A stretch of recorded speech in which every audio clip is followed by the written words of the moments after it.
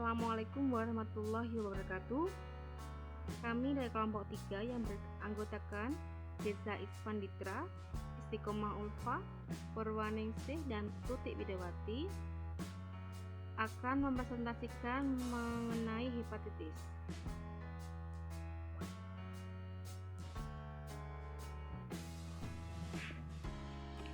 Pengertian hepatitis. Istilah hepatitis dipakai untuk semua jenis peradangan pada hati. Penyebabnya dapat berbagai macam, mulai dari virus sampai dengan obat-obatan termasuk obat tradisional. Virus hepatitis terdiri dari beberapa jenis, yaitu hepatitis A, B, C, D, E, F, dan G. Hepatitis yang berlangsung kurang dari 6 bulan disebut hepatitis akut. Hepatitis yang berlangsung lebih dari 6 bulan disebut dengan hepatitis kronis. Penyebab penyakit hepatitis. Penyakit ini disebabkan oleh beragam kondisi dan penyakit. Namun, penyebab yang paling sering adalah infeksi dari virus. Berikut adalah beberapa jenis hepatitis yang disebabkan oleh infeksi virus. Hepatitis A disebabkan oleh infeksi virus hepatitis A atau HAV. Hepatitis A ini ditularkan melalui makanan atau minuman yang terkontaminasi feses penderita yang mengandung virus hepatitis A. Kemudian hepatitis B disebabkan oleh infeksi virus hepatitis B atau HBV. Dapat ditularkan melalui kontak langsung dengan cairan tubuh penderita hepatitis B. Cairan tubuh yang dapat menjadi sarana penularan hepatitis B adalah darah, cairan vagina, dan air mani.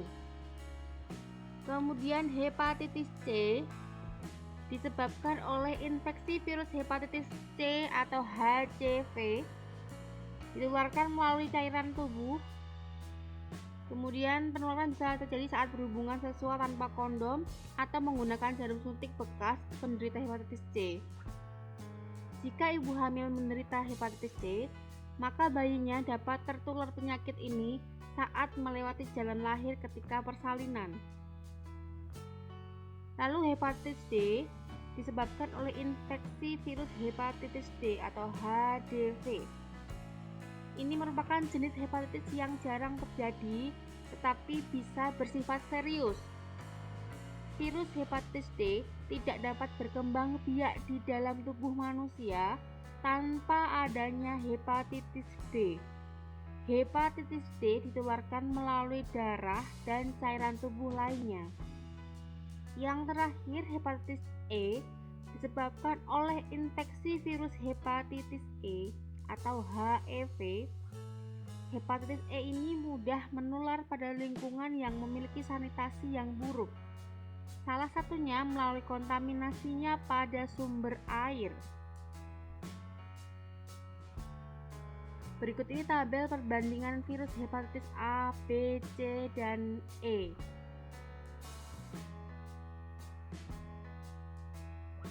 Ada beberapa macam indikasi, yaitu inkubasi, penularan, kelompok berisiko, diagnosis akut, dan diagnosis kronis. Kemudian gejala hepatitis pada tahap awal, penderita hepatitis biasanya tidak merasakan gejala apapun sampai akhirnya penyakit ini menyebabkan kerusakan dan gangguan fungsi hati. Pada hepatitis yang disebabkan oleh infeksi virus, gejala akan muncul setelah penderita melewati masa inkubasi. Masa inkubasi tiap jenis virus hepatitis berbeda-beda, yaitu sekitar 2 minggu sampai 6 bulan. Beberapa gejala umum yaitu mual, muntah, demam, kelelahan, feses berwarna pucat, urin berwarna gelap, dan nyeri perut. Gejala umum yang lain yaitu nyeri sendi, kehilangan nafsu makan, penurunan berat badan, mata dan kulit berubah menjadi kekuningan atau penyakit kuning. Terapi atau pengobatan untuk hepatitis. Meskipun beberapa jenis hepatitis akibat infeksi virus bisa sembuh dengan sendirinya, Pemberian obat-obatan perlu dilakukan ketika jumlah virus penyebab hepatitis cukup banyak. Obat interferon untuk menghentikan penyebaran virus dapat mencegahnya kambuh. Obat ini biasanya diberikan melalui infus setiap minggu selama 1 tahun. Pada hepatitis B atau hepatitis C yang kronis dapat diberikan obat antivirus seperti entecavir, famciclovir, lamivudin, ribavirin, ritonavir, atau tenofovir. Obat-obatan ini bisa menghambat pertumbuhan dan perkembangan virus dengan mekanisme yang berbeda-beda.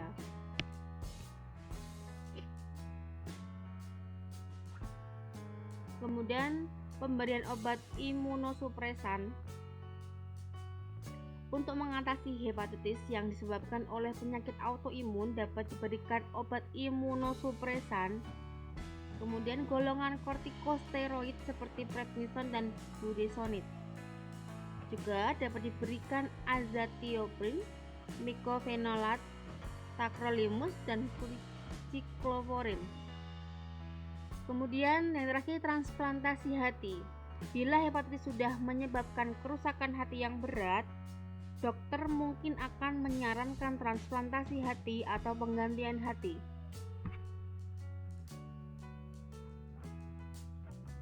Terapi pada hepatitis A menggunakan imunoglobulin A untuk dosis anak-anak dan dewasa sama setelah terpapar virus, dan untuk pencegahan kurang dari 3 bulan adalah dosis tunggal, yaitu 0,02 ml per kilogram secara intramuskular. Untuk pencegahan kurang dari atau sama dengan 5 bulan, dosis tunggal 0,06 ml per kilogram pada otot gluteal. Pada usia kurang dari 24 bulan, IG atau immunoglobulin bisa diberikan pada anterolateral thigh muscle. Untuk terapi non-farmakologinya, diet seimbang, segera beristirahat bila merasa lelah, menghindari minuman yang beralkohol.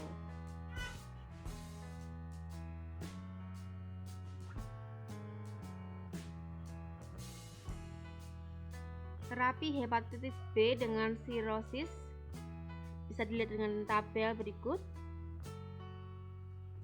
Kemudian terapi hepatitis C yang direkomendasikan hepatitis C virus treatment dosing ada pada tabel berikut. Berikut adalah pencegahan hepatitis, yaitu dengan cuci tangan dengan teratur dengan air sabun, terutama setelah beraktivitas di luar ruangan dan sebelum makan. Kemudian melakukan hubungan seks yang aman, misalnya dengan menggunakan kondom dan tidak bergonta-ganti pasangan. Menjaga daya tahan tubuh dengan mengkonsumsi makanan bergizi, berolahraga, dan beristirahat yang cukup. Menghindari berbagai penggunaan barang-barang pribadi seperti sikat gigi atau handuk, termasuk juga peralatan makan. Jangan mengkonsumsi alkohol dan nafsa. Kemudian melakukan vaksinasi hepatitis. Berikut adalah contoh kasus pada penyakit hepatitis, yaitu seorang laki-laki berumur 33 tahun, beras Cina, pekerjaan di swasta, datang ke internis dengan keluhan kepala terasa berat sejak 1 bulan. Kepala berat ini terutama dirasakan setiap pagi hari dan mulai berkurang pada siang dan malam hari. Tetapi akhir-akhir ini kepala terasa berat dirasakan hampir setiap hari. Penderita juga mengeluh lemah pada badan yang juga dirasakan sejak 1 bulan.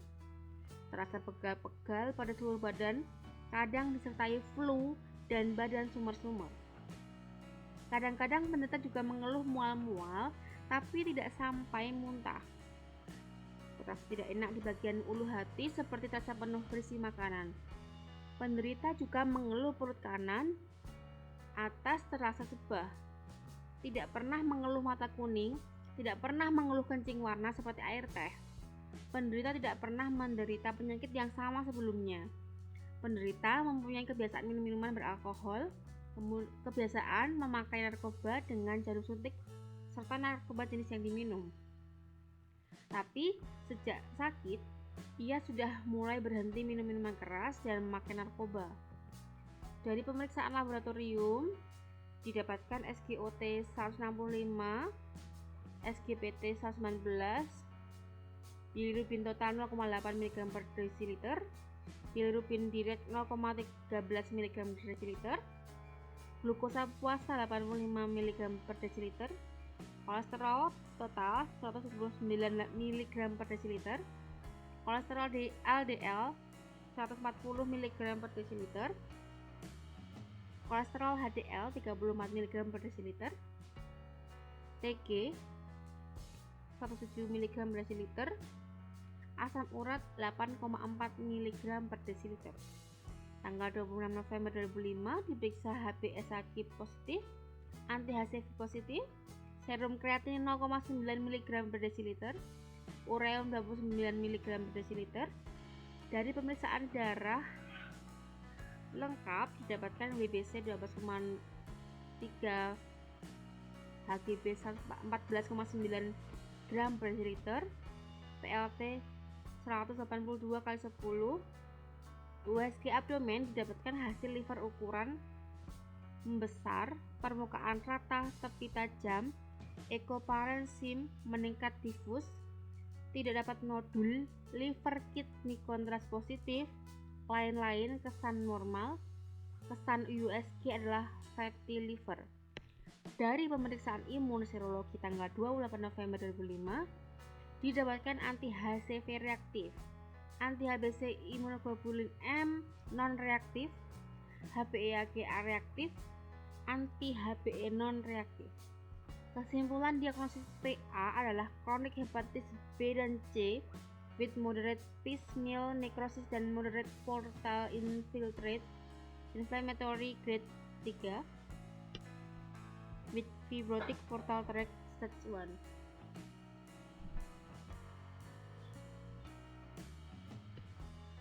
Untuk subjektifnya, yang pertama keluhan kepala berat sejak sebulan. Kepala berat ini terutama dirasakan setiap pagi hari dan mulai kurang pada siang dan malam hari. Penderita juga mengeluh lemah pada badan yang juga dirasakan sejak sebulan. Pegal-pegal pada badan, kadang disertai flu dan sumar-sumar. Mual-mual, tidak enak di bagian ulu hati seperti penuh berisi makanan. Penderita juga mengeluh perut kanan atas yang sebah, tidak pernah menderita penyakit apapun. Kemudian minuman alkohol, kebiasaan memakai narkoba, jarum suntik, serta narkoba jenis yang diminum. Berikut data objektifnya. Dilihat dari laboratorium, pemeriksaan laboratorium dapat dilihat seperti yang di slide. Kemudian kita akan lanjut ke berikutnya, yaitu asesmen.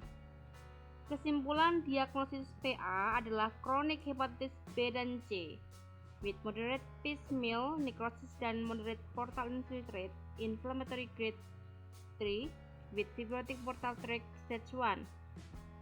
Penderita diterapi dengan PEG-INF alpha 80 mg per minggu, ribavirin 6 tablet per hari, 3 TC 100 mg per hari.